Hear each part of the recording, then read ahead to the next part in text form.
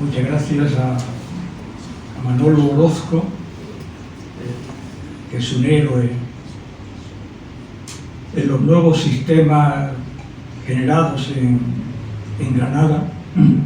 Es apasionante Granada, es tan bella como una serpiente y puede matar con el mismo veneno, no un veneno dulce, pero sí implacable. Cuando venía por la calle le he señalado, pero ahí estaban calzados la ocasión. He desaparecido donde tuve la peculiaridad del destino de ser retenido, entonces eran fuerzas determinadas, y resulta, para un historiador no, porque un historiador se mueve siempre por procesos largos, por tiempos largos, y en consecuencia cualquier revolución o cualquier intento de modificación es un proceso muy largo. Pero sí resulta apasionante la determinación con que el juego y los procesos históricos generan nuevas estructuras profundamente estables. ¿Quién iba a decir cuando estudiábamos, y aquí están mis queridas compañeras, Borges, Dios y el resto de antiguos colaboradores, que la evolución natural de la vida nos iba a situar en un plano profundamente alejado del sistema? Posiblemente esto no será entendido nunca, pero es absolutamente real. Cómo se ha ido estructurando, al igual que pasa en las películas con los primeros, que salen siempre en los tiroteos de la Primera o la Segunda Guerra Mundial, los primeros que salen en un tiroteo de las húmedas, lóbregas estructuras salen y son muertos. Los primeros siempre mueren, es una cosa relativamente inevitable en los procesos históricos. Los primeros siempre mueren porque los segundos tienen que hacerse cargo del poder, y porque eran cobardes.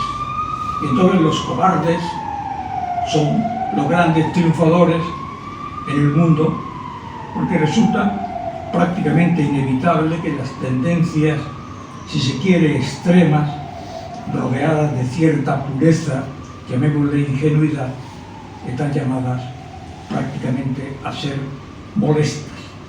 Pero ya se lo dije a Fortes el otro día, cuando estaba en lo que hoy queda solo una puerta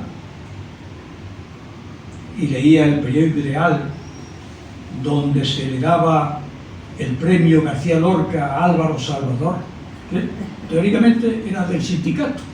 Y yo decía, bueno, uno en la cárcel y el otro recibiendo premios, pues es un poco el modelo a seguir. Están todos colocados. No digamos García Montero, García Monterde, no sé cómo se llama, porque he visitado tantos centros Cervantes, que un centro Cervantes dirigido por un tipo que no cree en España y que estima que España es una república plurinacional, unos centros Cervantes donde hay profesores de español, profesores de euskera, profesores de catalán, profesores de valenciano, profesores de gallego. Hay 2 profesores de español con 300 alumnos, un profesor de catalán con 1 o 2 alumnos, porque las tendencias y los resortes mecánicos de la mente a veces fallan. Luego no hay ningún profesor de euskera, no hay ningún profesor de gallego, no hay profesor de nada, pero la República Plurinacional, si a eso se une que los profesores de español son todos del bloque nacionalista galego o de Bildu, pues naturalmente la historia de España está muy bien defendida por García Montoro o Montero, o como tengan el honor de llamarse este tipo. Pero he visto que todos ocupan de forma extraordinaria todo el poder en Granada. No sé cómo ninguno de ellos no es presidente de este centro, con lo cual no vendría. De forma que hay que mantener ciertas estructuras, antes se diría para el libertinaje, pero como ya no hay libertinaje, pues para un poco poder hablar con los amigos. Granada es apasionante, es una ciudad de funcionarios, de militares, de miembros de las Fuerzas Armadas, porque así se configura. Y todavía cuando voy por la calle Reyes Católicos me encuentro un tipo que tiene la misma cara que uno que trabajaba en el Banco Hispanoamericano, y es el nieto de don Francisco. Y efectivamente está calvo, perdón, el calvo con unos pelillos negros, y digo, tiene la misma cara que su abuelo. Estoy casi por saludarlo y recordarle, o aquellos que después fueron diputados, que pertenecían a este grupo de Paco, tráete un café. Entonces yo hago un café, esos son hoy diputados o personalidades muy relevantes. De los que éramos de izquierdas y ahora somos de derechas, de todos de derechas que ahora son socialistas, eso ya me evito la lista, porque me resulta simpatiquísimo, apasionante, y me resulta muy divertido. Y porque he visto que el lunes hay una gran cita intelectual presentada por el rector, viene esa figura brutal que es Carmen Calvo a dar una conferencia en el Paraninfo. ¿Qué dirá Carmen Calvo? ¿Qué misterios encierra esa mujer para que 0,0 de inteligencia ocupe ni más ni menos que el Consejo de Estado? Menos más que el Estado aquí es plurinacional, y en consecuencia hay diversos estados y, como se diría en la mili, y estadillos. Pues bien, después de esta especie de deliberación que no sirve para nada, pero es inevitable, yo me he cogido un título muy a lo granaíno, porque hay universidad, hay muchos intelectuales, digo, me interesa a Heidegger y su teoría del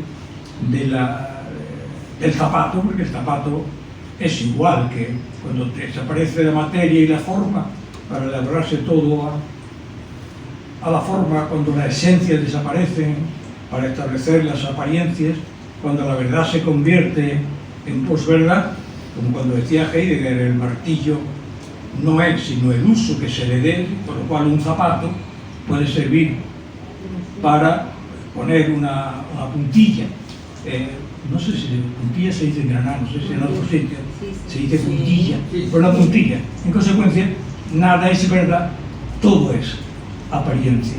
Y de la evolución de Kierkegaard, de todos los que nos parecieron marxistas, como Derrida, Lacan, todo esto nos pareció un poco sospechoso cuando teníamos formación marxista, porque al diluir el sentido del poder y los ámbitos donde residía en el poder, determinaron que no era posible una revolución alguna, porque el Estado no era representativo del poder, sino que estaba difuminado en gran parte de las esferas de lo público. Y todo esto, bueno, resultaba simpático, hasta que efectivamente parte de la posmodernidad evolucionó hacia la ruptura del canon, y Homero y la Biblia dejaron de ser relevantes, y Platón y Aristóteles, y Goethe, y Cervantes, y Shakespeare no son nada, porque las escuelas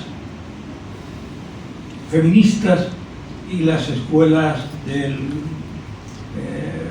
Me Too y pues determinan que Platón debería llamarse Platona, y Aristótela y Sócrates, pero esto es poco probable, con lo cual estamos en un vacío donde por ahora es imposible salir, porque no hay ni existe capacidad para elaborar otro sistema de la historia más allá de lo que son el famoso canon de Bloom, los grandes perfiladores del pensamiento occidental. Y eso da igual, eso se lee en el diario El Mundo, en el diario ABC, no hay ningún elemento que salte estos nuevos, los que se llaman constructos, o nuevas construcciones ideologizadas, que son a su vez grandes negocios, porque Carmen Calvo va a venir a hablar sobre el feminismo. Pero, ¿por qué no nos hicimos feministas? ¿Por qué no nos hicimos memorialistas? Es que uno publica un libro, y me he querido traer este libro, que es Los estudiantes del 68, porque me he enterado que han sacado un libro del movimiento estudiantil. ¿Tú has colaborado? No, yo no. Eso esperaba. Y Mari tampoco. Bueno, el problema es que le ponen Plaza de los Lobos. Y claro, quien lo ha puesto no sabe que la Brigada Político-Social se entraba por calle Duquesa. No se entraba por Plaza de los Lobos. Plaza de los Lobos estaba el DNI, los servicios administrativos, y allí había unas cuantas, aquellos coches antiguos que te detenían y iban uno enfrente tuya. Entonces Plaza de los Lobos no tiene nada que ver con la memoria, pero creo que tuvo el rector, la rectora de género, los progresistas y no sé quién más estuvo. Y además lo coordina una profesora de Oviedo, que debe haber tenido una relación profunda con Granada, pero bueno, todo esto es así, no sé quién lo habrá. Me ha gustado mucho también el mes de Orgullo Gay de la Universidad de Granada, que tienen un gran trabajo sobre memoria y LGTBUK. Eso desconozco cuál será el contenido, pero si quieren le puedo dar alguna referencia, porque cuando estábamos en las cárceles, quitando los presos políticos por nuestra formación religiosa, el resto tenían todas relaciones sexuales con ellos mismos.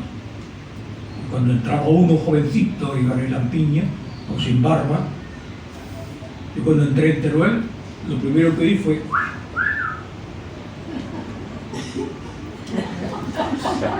¡Qué madre mía! Menos mal que los políticos nos respetaban, y porque donde había presos políticos, los presos comunes tenían, digamos, una garantía de serenidad, porque no pegaban, no les hacían ningún tipo de actividad. Con lo cual conocí a muchos en el franquismo, y son muchas, digo, para que no haya motivos de denuncia.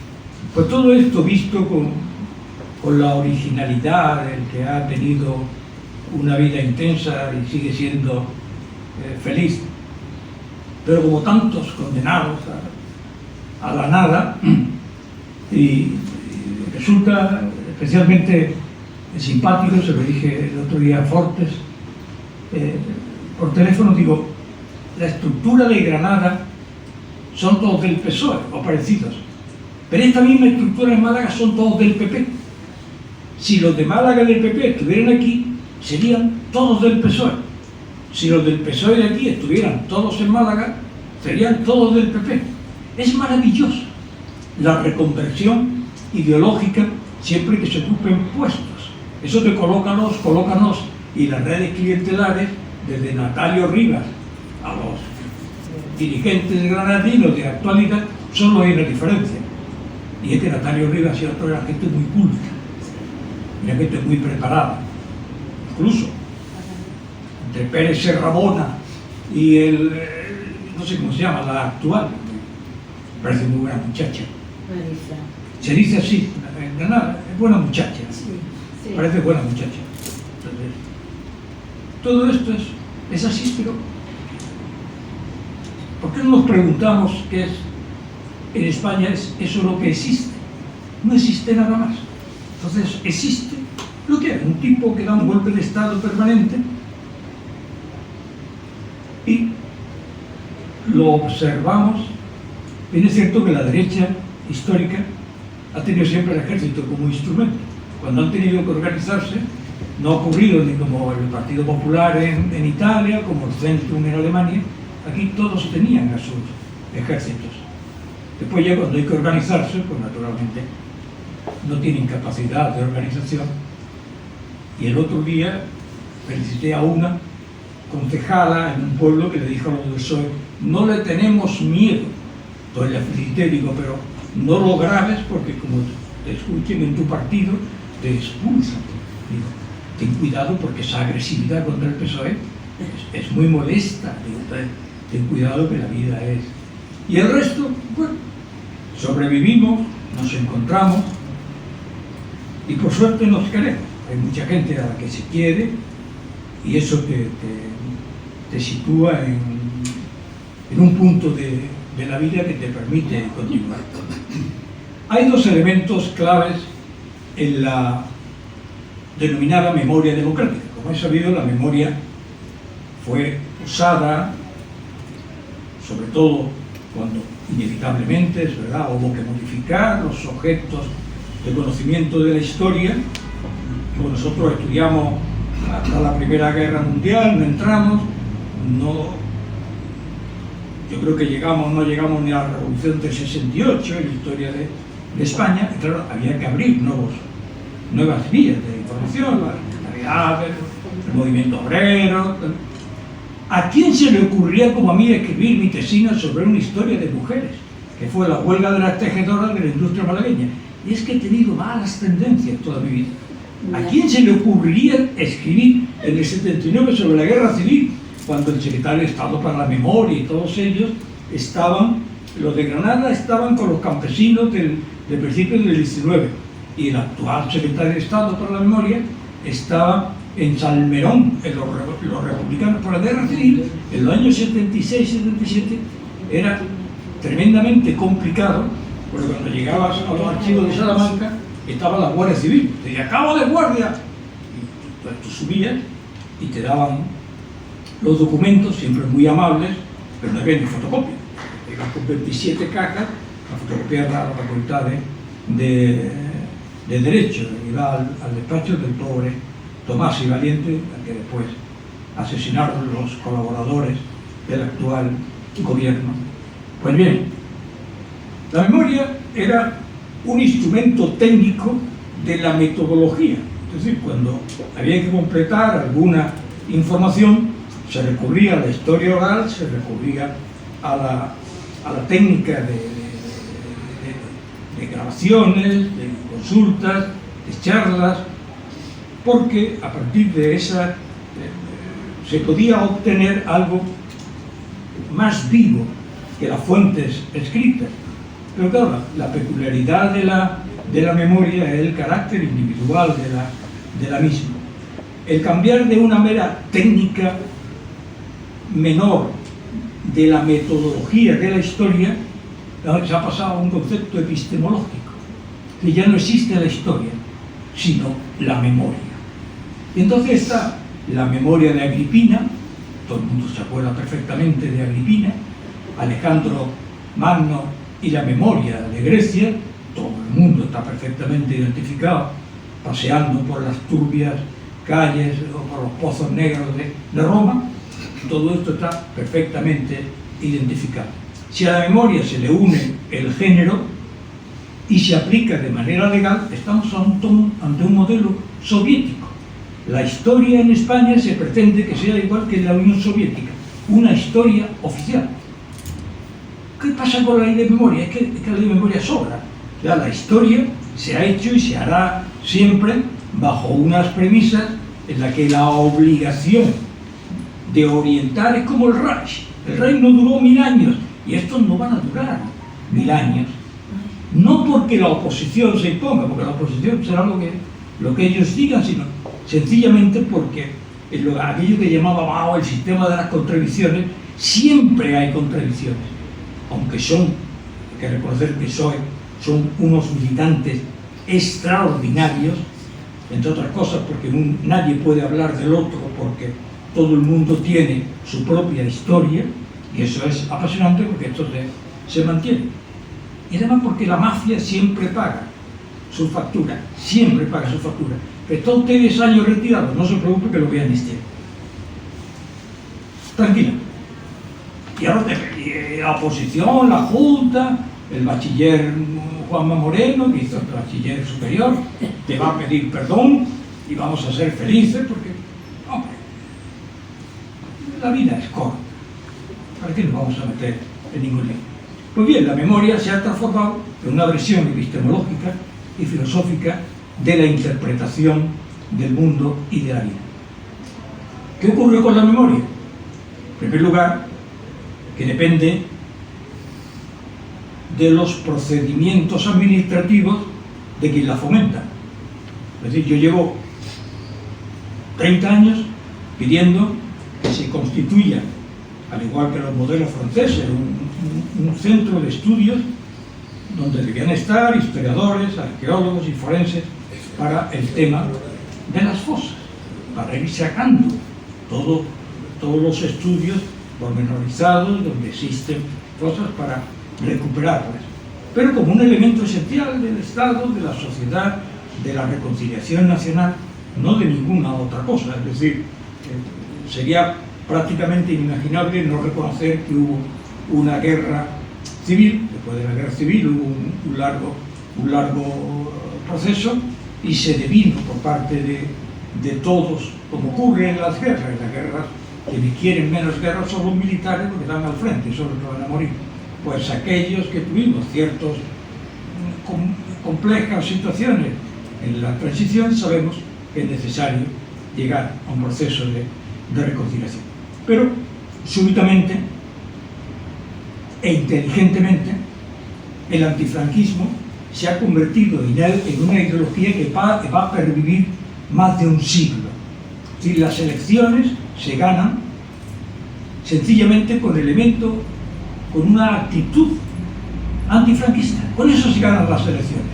Pero claro, cuando el Partido Popular y otros admiten y aceptan la ley de memoria democrática, se están autoeliminando del ámbito público, se están autocondenando, porque el Partido Popular no es heredero del Partido Comunista de España, ni de la CNT. El Partido Popular es heredero de todas las fuerzas que se gestaron, fuerzas sociales que se gestaron durante la etapa del general Franco, durante el periodo del general Franco. Pero si aceptas tu propia destrucción a través de una ley de memoria democrática que determina que todos aquellos que de una forma u otra investigan, trabajan o se refieren al pasado de una manera y tú la aceptas, te estás automarginando del proceso político. Si luego aceptas la ley de violencia de género, estás dejando fuera a la mitad de la sociedad, que son los hombres. A partir de ahí, todo lo que venga, nadie puede pararlo porque es la evolución natural de la ley de memoria democrática y de la ley de violencia de género. Entonces, ¿cuál es la única forma de atajar la violencia de género? El otro día se lo dije a uno del PP, digo, sencillamente, en Andalucía lo habéis aceptado todo. Ya es aceptarlo a nivel nacional y entonces establecer un sistema según la cual en España exista una historia oficial en la que no se podrá hablar de ninguno de los matices que acontecieron durante la guerra y no hay nada más que hablar. Pero yo es que detesto a la gente que pide perdón, o a la gente que cuando tiene que explicar algo empieza justificándose. Que conste que yo estoy a favor de las víctimas, pero que conste que yo soy del Barcelona, pero me gusta el Madrid. No, eso. Si usted es de Barcelona, no tiene que gustarle otra cosa ni nadie se lo pide. Diga usted exactamente lo que quiere y no pida disculpas ni pida perdón. En consecuencia, el perdón para una sociedad como la española no sirvió de nada. Además, España es la única nación europea sin memoria. En España triunfaron en las primeras elecciones Adolfo Suárez, en la segunda triunfó Felipe González. Dos tipos sin historia, sin memoria, que no tenían nada que ver ni con Franco ni con la oposición. Fraga y Carrillo fueron despedazados, fueron expulsados del sistema. Se votó la no memoria, se votó la ruptura con el pasado, se votó a gente joven, sin trayectoria, sin historia. Dos personajes salidos de la nada. Pues ese país que reclamó el olvido es el que ahora se mueve a través de la memoria. Pues bien, los dos grandes símbolos yo he establecido, y lo tengo aquí hace 2 semanas, presenté un recurso al Ministerio de la Memoria sobre la ley de memoria. Hay una señora llamada Zoraida Hijosa. Me fui a la subdelegación del gobierno, y dice, ¿puede usted presentarlo por internet? Y yo soy granaíno. Entonces, yo vengo aquí, lo meto por ventanilla. ¿No se puede usted presentar? Digo, no, yo ventanilla, sello, por favor, el recibo. Me pusieron, no, todo. Digo, yo firmo todos los papeles y usted sello en todos los papeles. Naturalmente no me van a contestar. Digo, yo soy granaíno. Digo, yo no. ¿Usted puede enviarlo? Digo, no. Digo, vamos, el recibo, el sellos. Estuve a punto hasta de hacerme una foto con el funcionario y decir, yo estaba, yo estuve allí. Pero entonces presenté un recurso sobre yo creo que después del pacto que se hizo con Bildu para la ley de memoria democrática, hubo una división en cuanto a objetos históricos, y el País Vasco se dejó Guernica. Guernica desapareció. Nadie habla de Guernica. Bueno, yo sí, los canales de historia y todo eso, Guernica, igual, etc. Pero Guernica se la han dejado al País Vasco. No han podido con Lorca. Ellos hubieran querido establecer a Lorca, que es un personaje individualizado. No han podido con Lorca por algún motivo, y es que hay cosas que ya no encajan.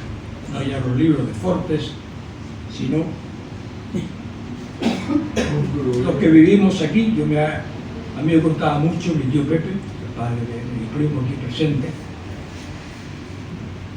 cuando Nestares iba a caballo por el Fargue, y como no se quitaran la gorra, mal le iba a los que no se quitaran la gorra. Entonces me decía, Nestares, en Vilna no se da un paso que no pase por Nestares, a no ser que venga el general Franco, ni siquiera Queipo de Llano. Todo lo que pase hacia el frente de Vilna depende de Nestares. Eso me lo decía a mí, mi familia. Por cierto, mi familia todavía está buscando a mi abuelo, José Sánchez Castro, estará en el cementerio enterrado. Y claro, en el Fargue nosotros íbamos de excursión a Fronte Grande, hablábamos con la gente, etc. Yo no sé de dónde había oído, por qué había oído, porque yo cuando me marché de Granada, siempre había tenido la idea de que García Lorca, igual que Montesinos, lo habían sacado a la familia pero juro que ninguna relación intelectual, académica, solo las cosas que se escuchaban por allí, especialmente en Vilna, en Alfacá, porque teníamos relaciones de niños. Y claro, da la impresión de que mientras la sobrina o quien sea de Lorca no digan la verdad, esto es un inmenso fraude. Tienen que decir dónde está, si está o no está. Es verdad que ahora, con la posverdad, Magdalena Álvarez es el epítome de la perfección, pero antes parece que era, si está, tiene la familia que decir dónde está. No se puede fundar un mito sobre una irrealidad o sobre una falsedad histórica. Vino a Granada para estar en un sitio seguro.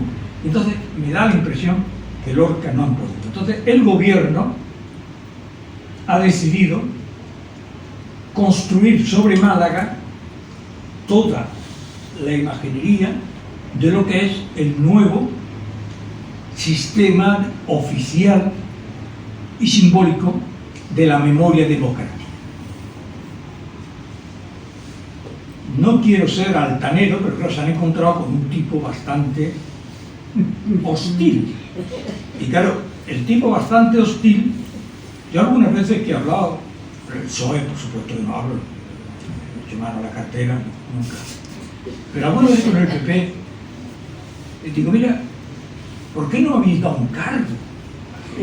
Yo qué sé, jefe de vereles de una facultad, dirigente de la agrupación de limpiadoras de la Universidad de Málaga. Digo, ¿por qué no me dais un cargo? Y así ya no puedo hablar.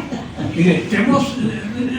Entonces, cada vez que insisten más, cada vez he conseguido escribir en Facebook y ya no me da un like nadie. Porque digo, el PSOE y la memoria democrática, y digo, peor el PP, no sé qué, entonces ya no me da ningún like nadie. Me dan algunos rumanos o rumanas, pero es que no saben lo que escribo, todavía me dan unos likes, entonces porque lo he escrito plum, o las de Bulgaria, que no saben ni siquiera lo que es el castellano, plum. Entonces cuando hay los otros, ninguna ha leído, le dan la amistad, todo lo que... Entonces han decidido construir sobre Málaga el proceso simbólico, pero claro, aquí hay una duda sobre si ceder ante lo que fue un acto trágico, un acto complicado, o contar la verdad. La verdad, como ha dicho Carlos, los historiadores somos prisioneros de las fuentes. Nos libera la teoría y el método, pero somos prisioneros de las fuentes. Entonces, construir todo. En un año han enviado a 2 ministros, al que fue amigo mío, secretario de la Memoria, Fernando Martínez López. Me agrada mucho que se haya acercado en los últimos años a la guerra civil, porque no tenía ni idea sobre la guerra civil, pero ahora ya será un experto. Y no sé muy bien, pero claro, se han ido sobre un tema que se ha convertido en una situación verdaderamente angustiosa, porque cada año, conforme subían las subvenciones, subía el número de muertos. O sea, en 2 días se llegó a ver, ya iban 300.000 muertos, 350.000, 400.000. Y entonces se reunía en Málaga el doble de todos los fallecidos en la Guerra Civil Española del 37 al 39, tanto en represión como en frentes. Pero no había límite, porque viven de ello centenares de periodistas, centenares de Canal Sur, que voy a buscar novio y voy a ir a Canal Sur. Y cuando diga, oiga usted, ¿qué quiere? Usted, yo vengo a hablar de la memoria histórica. Si cortan, ahora, si a lo mejor es indiferido, entonces no se puede hablar. Yo vengo a hablar de la memoria democrática y del bachiller. Bueno, no vengo a hablar de otra cosa. Si me quitan, lo siento. ¿Qué novio quiere usted buscar? No quiero buscar novio, adiós. O me quedo dormido allí o hago alguna hostilidad. Pero la pena es que no soy surrealista, entonces soy un tipo clásico. No hay nada que hacer. Pues bien, todo esto es tal el negocio, las ONGs, las sociedades de recreo, sociedades artísticas, que no sé qué arte, sociedades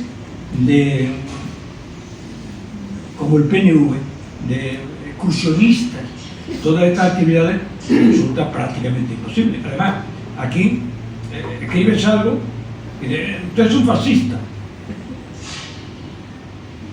Y ve usted, todavía no, pero la verdad que si nos movemos en el terreno de las apariencias, no sé qué seré.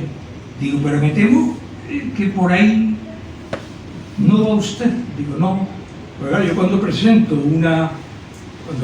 esto, cuando presento el recurso, yo lo presento citando a Hobsbawm, citando a Pierre Vilar, que en realidad es sobre lo que yo he trabajado, claro. Pero no es por nada.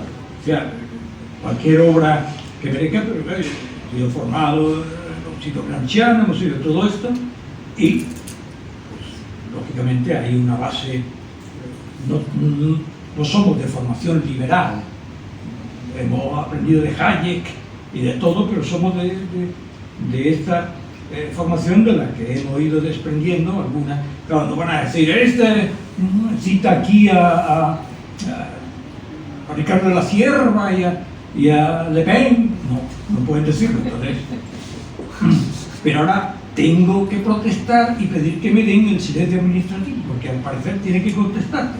Esto se anima. Y después quiero llevarlo a un contencioso administrativo, pero para eso necesito un abogado que sea tan suicida como yo, porque con el contencioso se gana. Pues bien, el problema de Málaga, ya han enviado 2 ministros, es que la pretensión de convertir una tragedia en un acto heroico y brutal, fue brutal, no fue heroico, fue el resultado de un caos y de un sistema brutal que ocurrió durante 8 meses en Málaga, y yo he puesto todos los argumentos del periodo. El otro día vi como había habido un problema con una mujer en Valencia. En Málaga, en una media de 4 o 5 meses, hubo más de 140 mujeres asesinadas. Del 37 al 42 no llegaron a 40. El tema de la represión es tan brutal, pero hay que hablar con tanta prudencia, porque cuando te metes en la historia ofrece todo tipo de posibilidades. Pues bien, el tema era que el gobierno pretende construir Málaga como el símbolo de el mayor genocidio de la Guerra Civil Española. Primero, la palabra genocidio, ya le he citado aquí su concepto es específico. Es verdad que la RAE ahora pretende meter al concepto genocidio en el campo de represalias sobre una clase social, represalias. Aquí el único genocidio, si lo hubiera, fue con la Iglesia Católica, digamos, como perfil del clero, y en general hubo una guerra de matanzas. A mí siempre me gusta citar el texto de un periodista que decía sobre guerras que él había visitado. Decía la que no le gustaba era la guerra de España, dice, porque en España, en la guerra de España no se matan, se asesinan. La guerra de matanzas fue brutal y sospechaba que era el momento de olvidar. Pues bien, nunca hubo 250.000 muertos. Nunca salieron de Málaga 450.000 que hubiera supuesto toda la provincia de Granada, de Sevilla y de Málaga.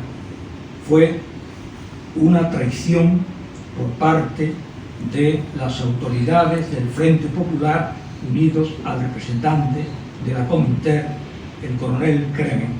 Decidieron salir y dejaron a la gente abandonada, hasta el punto que el representante de la Marina, en una estructura muy importante que había en Málaga que se llamaba Italcable, grabó la conversación del subsecretario de la Guerra, del general Asensio, con Málaga y con las fuerzas del Frente Popular, que se iban retirando a Nerja decían que no había teléfono, y finalmente huyeron hasta que el día 9 se cerró en Motril el frente.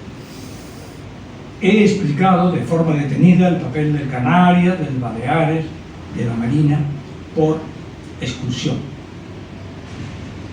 El problema esencial es que el gobierno no está dispuesto a reconocer la presencia soviética en Málaga. Es que la aviación, los bombarderos Katyuska y los Policarpov 1.15 actuaron en el frente de Málaga contra la Legión Cóndor y contra la Legión Voluntaria italiana. Sencillamente fue así. No es malo, peor o regular. Sencillamente enviaron a Málaga. Y claro, esto no se va a reconocer. Entonces no se reconoció porque no querían que se estableció, el gobierno de la República lo estableció todo con la intervención alemana e italiana, y no querían reconocer en un periodo tan próximo como era diciembre del 36 la presencia de las tropas asesores, varios militares de tierra y del aire, porque todos los pilotos que habían sido formados en la Unión Soviética empezaban a llegar en enero de 1937. 4 o 5 meses fueron formados en la Unión Soviética. Sencillamente es así, es decir, no hay ninguna, no se descubre nada. Lo que pasa es que no se quiere reconocer. Luego, naturalmente, siempre he dicho, y lo he demostrado, que de haber querido bombardear bombas de 100 kilos, de 50 kilos, de 250 kilos, haber querido bombardear un frente que se movía, pero se movía muy lentamente, y haber disparado desde el Canarias, desde el Baleares, de 101, de 102 proyectiles, hubiera causado entre 40 y 50.000 muertos. Hubiera sido una matanza inenarrable. Iban andando lentamente y el Canarias y el Baleares estaban a 5 millas, tenían que haberse acercado, y luego la telemetría de 15 centímetros, de las balas de 15 centímetros, se provoca una masacre, no falla. Si eso hubiera ocurrido, hubiera habido entre 30 o 40.000 muertos como mínimo. Eso no existió, no hay pruebas arqueológicas, no hay cadáveres. Hubo cadáveres, lo que suele ocurrir, lo mismo que si en este momento nos sacan a 50.000 de Granada y unos tienen colesterol, otros están deteriorados, otros estamos en peores condiciones, pues probablemente sería muy difícil en aquella época andar 100 o 150 metros. Y luego no sabemos la gente que volvió, porque el día de Málaga salieron el día 6, el día 7 y el día 8. Y el día 9 cerraron los frentes después de haber huido vergonzosamente el ejército de la República. Trajeron a 2 brigadas internacionales y la colocaron en Motril, pero Franco no tenía intención de seguir hacia Almería, no tenía intención. Entonces el famoso médico canadiense que había enviado la internacional a Almería, según manifestaciones suyas, llegó el día 10 de febrero por la tarde a Almería, y él vio un 10% de la gente que llegó a Almería, que eran los primeros, y claro, los primeros eran más bien familias. Hay que tener en cuenta que en la época se tenía 6 o 7 o 10 hijos, entonces claro, multitud de niños, y allí fueron. Pero claro, el folleto de Norman Between fue el más importante, el crimen de la carretera de Málaga a Almería, que yo he tratado de desglosar, analizando, y